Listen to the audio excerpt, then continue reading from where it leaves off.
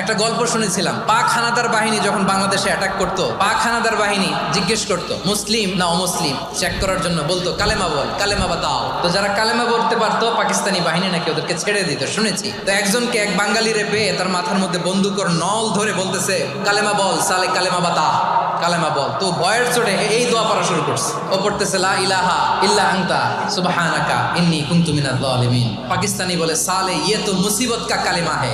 বাঙালি কয় হাম তো ভি মুসিবত মে হ্যাঁ। পাকিস্তানি বলে বেটা কোন দোয়া বললি, এটা তো মুসিবতের কালেমা। কয় আমিও তো মুসিবতে আছি, আমার মাথার মধ্যে বন্দুক ধরে তুমি আমার কালেমা জিজ্ঞেস করো, এখন কোনটা কালিমা আর কোনটা কি দোয়া আমার হুশ আছে নাকি? লা ইলাহা ইল্লা আনতা সুবহানাকা ইন্নী কুনতু মিনাজ জালিমিন। বিশ্বনবী বললেন দেয়ালে পিঠ থেকে গেলে, চোখে মুখে অন্ধকার, বাঁচার কোনো উপায় নাই, তখন এই দোয়াটা পড়তে হবে। এই দোয়া পড়ে আল্লাহর কাছে ফরিয়াদ করলে বিপদ মুক্ত করবেন কে?